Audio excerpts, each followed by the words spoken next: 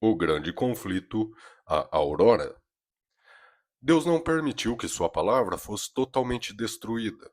Em diferentes países da Europa, o Espírito de Deus levou as pessoas a buscarem a verdade como um tesouro escondido.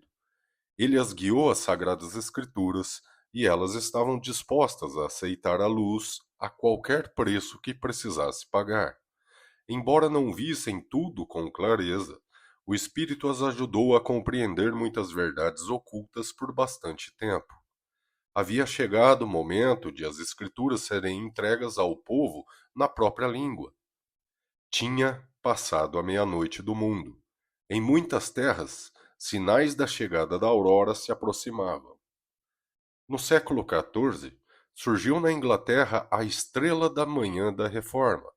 John Wycliffe se destacou na faculdade por sua espiritualidade fervorosa, bem como por seu conhecimento acadêmico sensato.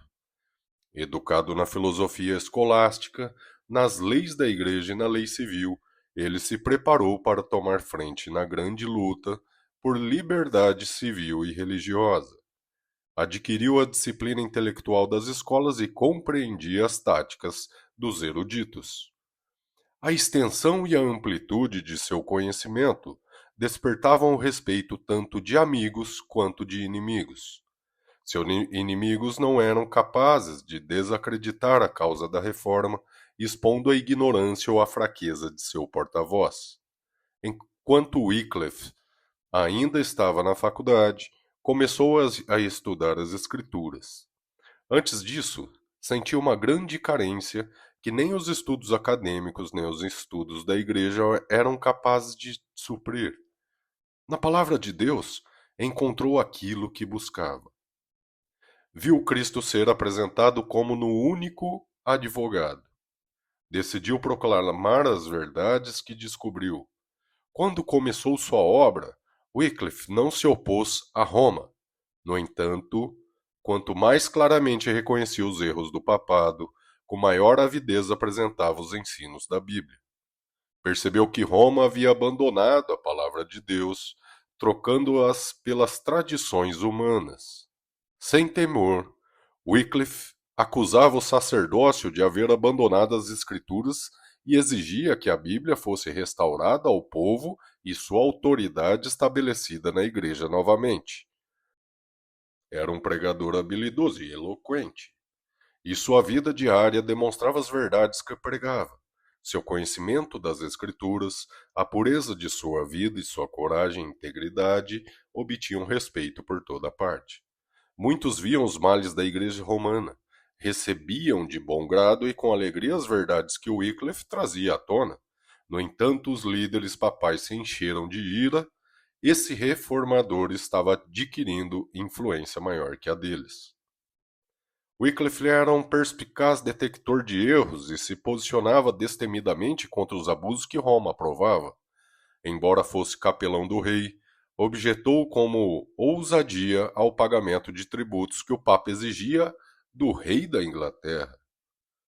A reivindicação papal de autoridade sobre os governantes seculares era contrária tanto à razão quanto à revelação. As exigências do Papa haviam despertado ressentimento, e os ensinos de Wycliffe influenciavam a mente dos líderes da nação. O rei e os nobres se uniram na recusa a pagar tributos. Frades mendicantes inundavam a Inglaterra, corroendo a grandeza e a prosperidade da nação. A vida ociosa dos monges e a mendicância não só consumiam os recursos do povo, como também provocavam desprezo pelo trabalho útil. Os jovens foram desmoralizados e se corromperam. Muitos eram persuadidos a se dedicar à vida monástica, não só sem o consentimento dos pais, mas até mesmo sem o conhecimento destes e contra suas ordens. Por meio dessa desumanidade monstruosa, conforme Lutero denominou mais tarde, assemelhando-se mais ao lobo e ao tirano que aos cristãos e ao ser humano. O coração dos filhos foi colocado contra os pais. Os monges enganavam até alunos da universidade e o persuadiam a se unir às suas ordens. Após serem apanhados na armadilha, era impossível se livrar.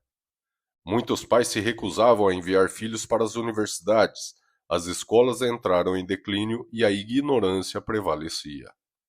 O Papa dera poder a esses monges para ouvir confissões e conceder perdão, uma grande fonte de mal. Os frades, ávidos por dinheiro, estavam tão dispostos a conceder perdão que os criminosos os procuravam, e os piores vícios cresceram rapidamente. Doações que deveriam ajudar os pobres e doentes iam para os monges. A riqueza dos frades crescia constantemente. Suas construções magníficas e mesas luxuosas e fartas tornavam ainda mais óbvia a pobreza crescente da nação.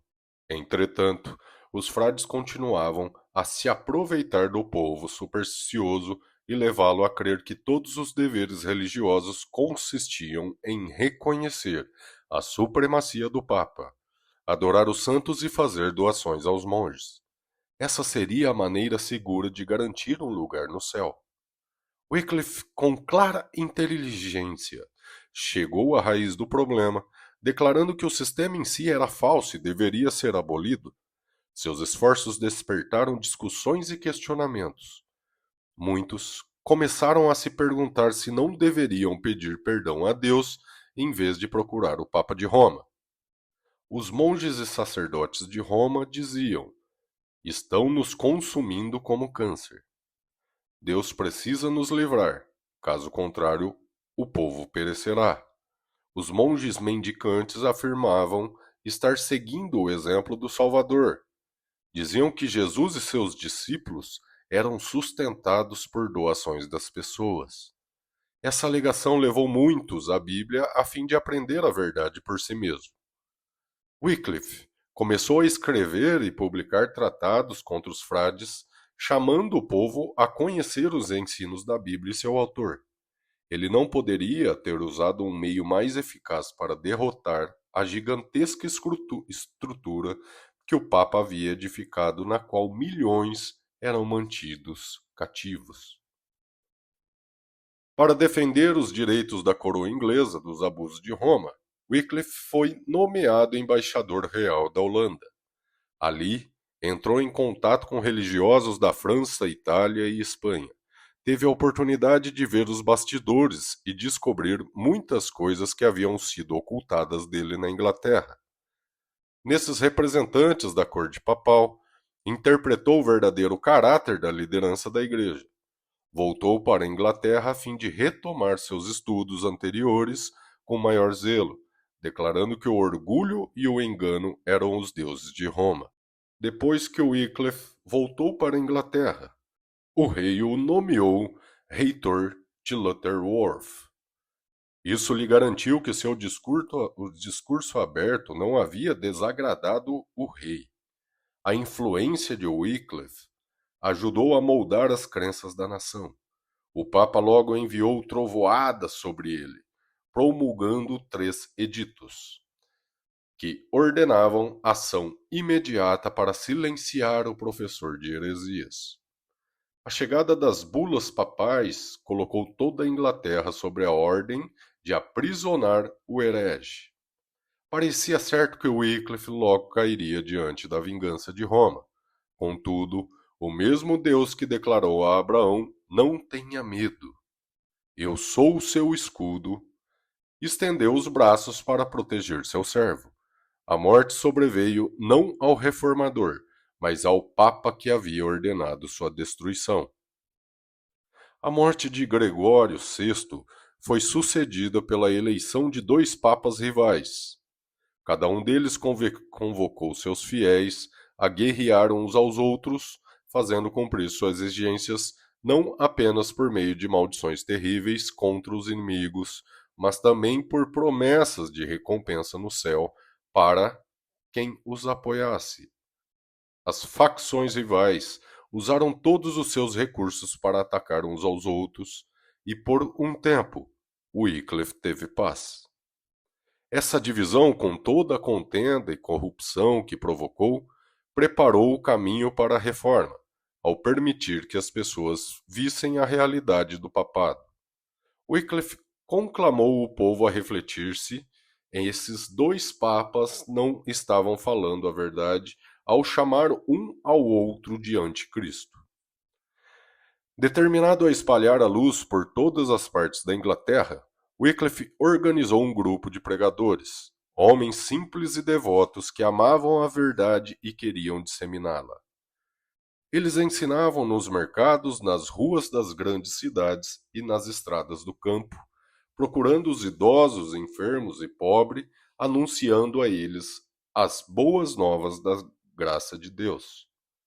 Em Oxford, Wycliffe pregou a palavra de Deus na universidade, recebeu o título de Doutor do Evangelho, mas a maior obra de sua vida foi a tradução das Escrituras para o inglês, a fim de que todos na Inglaterra pudessem ler sobre as obras maravilhosas de Deus. De repente, porém, seus esforços foram detidos. Embora ainda não tivesse nem 60 anos de idade, trabalho e estudo constantes, bem como os ataques de inimigos, haviam esgotado suas forças, fazendo-o envelhecer prematuramente. Foi acometido por uma doença perigosa. Os frades acharam que ele se arrependeria dos males que havia acarretado à igreja e foram correndo para o quarto dele a fim de ouvir sua confissão. A morte está em seus lábios, disseram. Admita suas falhas, retrate-se em nossa presença por tudo aquilo que falou contra nós. O reformador ouviu em silêncio, pediu a seu auxiliar que o levantasse na cama. Olhou diretamente para eles e disse na voz forte e firme que tantas vezes o fizera tremer: Não vou morrer, mas sim viver. E novamente declarei os males dos frades. Atônitos e humilhados, os monges saíram do quarto o mais rápido possível. Wycliffe viveu para dar a seus conterrâneos a mais poderosa de todas as armas contra Roma, a Bíblia. O agente designado pelo céu para libertar, esclarecer e evangelizar as pessoas. Wycliffe sabia que ele só tinha alguns anos para trabalhar. Sabia da oposição que enfrentaria, mas, encorajado pelas promessas da palavra de Deus, seguiu adiante. Em plena capacidade intelectual, com rica experiência, tinha sido preparado pelas mãos de Deus para o maior de seus labores. Em sua residência paroquial em Lutterworth, sem dar atenção à tempestade que rugia ao seu redor, o reformador se dedicou à tarefa escolhida. Finalmente a obra foi concluída, a primeira tradução da Bíblia para o inglês.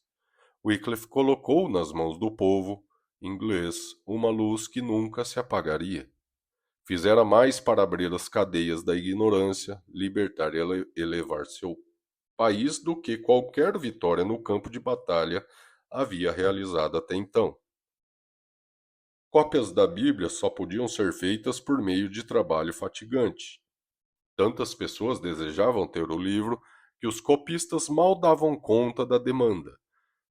Compradores ricos queriam a Bíblia inteira, outros compravam apenas uma parte. Em muitos casos, famílias se uniam para comprar um exemplar. A Bíblia de Wycliffe logo conseguiu entrar no lar das pessoas. Wycliffe passou a ensinar as doutrinas distintivas do protestantismo, a salvação pela fé em Cristo e a infalibilidade apenas da Bíblia. Quase metade do povo inglês aceitou a nova fé. As autoridades da igreja ficaram desanimadas ao descobrir que as escrituras estavam disponíveis. Naquela época, não havia lei na Inglaterra proibindo a Bíblia, uma vez que ela nunca tinha sido publicada na língua do povo. Mais tarde, porém, essas leis foram promulgadas e rigorosamente colocadas em prática. Mas uma vez, os líderes de Roma tramaram para silenciar a voz do reformador. Primeiro, um sínodo declarou que seus escritos eram heréticos. Conquistaram o apoio do jovem rei Ricardo II e conseguiram um decreto real condenando à prisão todos aqueles que defendessem as doutrinas abominadas.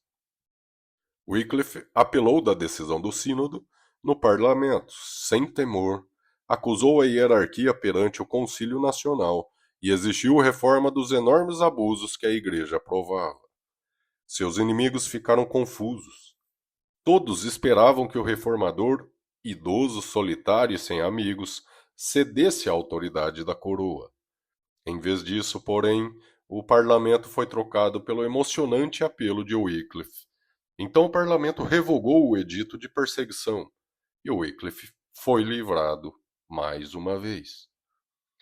Novamente foi levado à corte, mas dessa vez perante o tribunal eclesiástico mais elevado do reino. Ali, por fim, a obra do reformador seria detida, pensavam os seguidores do Papa. Se conquistassem seu objetivo, Wycliffe só sairia do tribunal para ser lançado às chamas. Wycliffe, porém, não se retratou, defendeu seus ensinos sem temor e refutou as acusações de seus perseguidores. Convocou os ouvintes a comparecer perante a corte divina e pesou seus falsos argumentos e enganos na balança das verdades eternas. O poder do Espírito Santo sobreveio aos ouvintes. As palavras do reformador invadiram seu coração como setas da aljava do Senhor. Lançou de volta para eles a acusação de heresia que haviam lhe feito. Com quem vocês pensam estar lidando? Perguntou. Com um velhinho à beira da sepultura? Não, com a verdade. A verdade é mais forte que vocês e irá derrotá-los. Depois de dizer isso, ele se retirou, e nenhum de seus adversários tentou impedi-lo. A obra de Wycliffe estava quase terminada. Contudo, mais uma vez ele precisaria testemunhar do Evangelho. Foi convocado a ser julgado diante da corte papal em Roma, a qual tantas vezes havia derramado o sangue do povo de Deus. Por causa de um derrame, não pôde comparecer, muito embora fosse impossível ir pessoalmente para ser ouvido em Roma, ele falou por carta. Com espírito respeitoso e cristão, o reformador escreveu para o Papa, mas fazendo uma repreensão severa à pompa e ao orgulho do papado. Wycliffe demonstrou a mansidão e a humildade de Cristo ao Papa e aos seus cardeais, revelando não só a eles, mas a toda a cristandade, o contraste entre aqueles líderes e o mestre a quem alegavam representar. A expectativa total de Wycliffe era que a própria vida seria o preço de sua fidelidade. O rei, o papa e os bispos se uniram para destruí-lo e parecia certo que dentro de poucos meses ele seria queimado na estaca. Mesmo assim, sua coragem permaneceu inabalável. Tendo defendido a verdade com ousadia ao longo de toda a sua vida, Wycliffe não seria vítima do ódio de seus adversários. O Senhor tinha sido seu protetor, e então, quanto os oponentes de Wycliffe tinham a certeza de que iriam pegá-lo, a mão de Deus o tirou do alcance deles. Em sua igreja, em Lutterworth, quando estava prestes a ministrar a ceia, teve um derrame e morreu pouco tempo depois. Deus colocou a palavra da verdade na boca de Wycliffe, protegeu sua vida e prolongou sua obra até ele lançar os fundamentos da reforma. Não houve ninguém antes dele cuja obra pudesse ajudá-lo a moldar o sistema da reforma. Foi o primeiro porta-voz de uma nova era. Contudo, na verdade que apresentou, havia uma unidade e inteireza que reformadores posteriores não ultrapassaram, e alguns nem chegaram a alcançar. A estrutura era tão firme e verdadeira que aqueles que o sucederam não precisaram refazê-la. O grande movimento que Wycliffe iniciou, a libertação das Nações Unidas, a Roma por tanto tempo, se originou na Bíblia. Ela foi a fonte de bênção que fluiu pelas eras desde o século XIV. Embora Wycliffe tenha sido educado para considerar Roma uma autoridade infalível e aceitar seus ensinos e costumes milenares como reverência inquestionáveis, afastou-se de tudo isso para ouvir a santa palavra de Deus. declarou que a única autoridade verdadeira não era a Igreja falando por meio do Papa, mas a voz de Deus se comunicando em sua palavra, e ensinava que o Espírito Santo era seu único intérprete. Wycliffe foi um dos maiores reformadores. Poucos que vieram depois se igualaram a ele. Pureza de vida, diligência constante em estudos e labores, integridade incorruptível e amor cristão caracterizaram o primeiro dos reformadores. Foi a Bíblia quem o fez isso. O estudo das Escrituras enobrece cada pensamento, sentimento e ambição, de uma forma que nenhum outro estudo é capaz de fazer. Da firmeza do propósito, coragem e força. O estudo fervoroso e reverente das Escrituras pode dar ao mundo pessoas de intelecto mais forte e princípios mais nobres do que o resultado da melhor instrução disponível em meio às filosofias humanas. Os seguidores de Wycliffe, conhecidos como Wyclifistas e Lollardos, se espalharam por outras terras e levaram o evangelho consigo. A partir do momento em que seu líder se foi, os pregadores passaram a trabalhar com zelo ainda maior do que antes. Muitas pessoas se reuniam para ouvi-los. Alguns nobres e até mesmo a esposa do rei faziam parte do grupo de conversos. Em muitos lugares, as pessoas retiraram das igrejas os símbolos idólatras de Roma. Entretanto, logo a perseguição implacável recaiu sobre aqueles que ousaram aceitar a Bíblia como guia. Pela primeira vez na história da Inglaterra, a lei passou a condenar à estaca os discípulos do Evangelho. Era martírio após martírio. Aqueles que pregavam a verdade eram caçados como inimigos da Igreja e traidores do reino, mas eles continuavam a pregar em lugares secretos. Encontravam abrigo nos lares humildes dos pobres e, com frequência, se escondiam em tocas e cavernas. Um protesto calmo e paciente contra a corrupção da fé religiosa continuou por séculos. Os cristãos daquela época haviam aprendido a amar a palavra de Deus e sofreram com perseverança por causa disso. Muitos sacrificaram seus bens terrenos por Cristo. Aqueles que tinham permissão para viver em seus lares abrigavam com alegria os cristãos banidos. Então também eram expulsos e aceitavam jubilosos seu papel de excluídos. Muitos davam testemunho destemido em prol da verdade nas celas de calabouço, em meio à tortura e às chamas, regozijando-se por serem considerados dignos de ter participação em seus sofrimentos. O ódio dos defensores do Papa não se satisfez nem enquanto o corpo de Wycliffe repousava na sepultura. Mais de 40 anos após sua morte, exumaram seus ossos. Então os queimaram em público e jogaram as cinzas em um riacho próximo. Um antigo escritor conta: esse riacho conduziu as cinzas ao rio Avon. O Avon as levou a Severn, o Severn a mares estreitos, e os mares ao grande oceano. E assim as cinzas se tornaram um símbolo de sua doutrina, hoje espalhada pelo mundo inteiro. Por meio dos escritos de Wycliffe, João Hus, da Boêmia, renunciou a muito dos erros da Igreja Católica. Da Boêmia, a obra se difundiu para outras terras. A mão divina estava preparando o caminho para a grande reforma.